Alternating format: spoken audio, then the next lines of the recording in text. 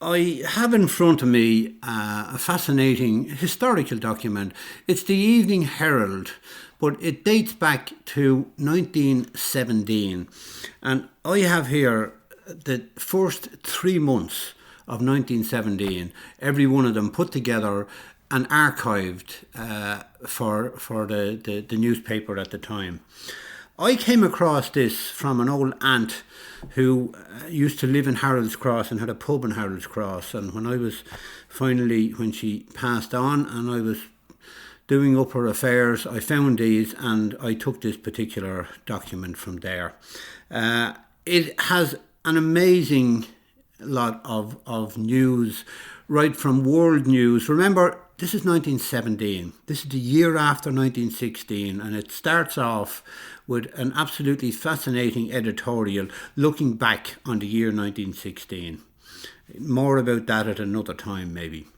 As well as having that, it has world news because this was right in the middle of the First World War. The Irish were still part of the empire. We hadn't got our independence yet. So news was coming in from all over the world about the happenings in the war, about the people who were missing in the war, brave stories about the war. And then there were stories like Rasputin. On the very first day, on the very first page, on 1st of January, report comes in that Rasputin in Russia had been assassinated. And 3 days later, there is a wonderful account of what's happening in Russia. And then, as well as those sort of world stories, there's little stories, there's local stories. There's stories in it about famines of potatoes in Dublin and in North County Dublin because of the times and the fact that the government were setting prices for potatoes and farmers weren't willing to sell them. There are stories coming in about a fishing tragedy in Lough Shinny where 3 men were drowned. Wonderful ads for everything under the sun, from you could be cured of your rheumatism, you could have hair growing again, if you had a stiff neck, we could get rid of that by rubbing something on it. There was Scots emulsion, there was all sorts of wonderful things. So the ads in their own way paint a picture just of a different time, of an innocence in a way, but of a chancing innocence, because there was a lot of people must have been selling a lot of things that were no use to you. And one in front of me, coughs, colds, consumption, bronchitis, pneumonia, wasting, measles, influenza, rickets, whooping cough and teething. Scots emulsion would sort all of those.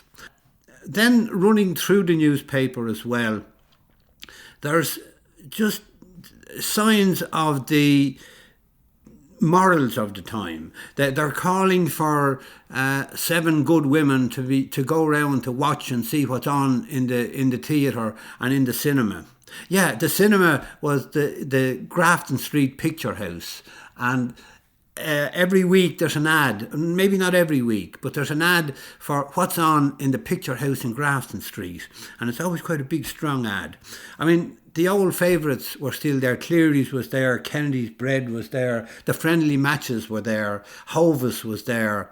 And tragically, on the very first page, on the 1st of January 1917, they announced that the pint and but stout, ales and porter were all up to 1 penny a pint, which I'm quite sure wasn't taken very kindly. So, as I say, it's a fascinating document with so many elements to it and so many things that we've forgotten. It has fun as well. It has rhymes and jokes and the sort of things that newspapers wouldn't bother putting in anymore. But it really is something worth treasuring, and I'm just delighted that I have it. And I hope that maybe I can pull a few things out of this newspaper, out of these 3 months, every day, 3 months of the Evening Herald, to give people a snapshot in time of what it was like to live in Ireland and actually in the world and in the British Empire in 1917.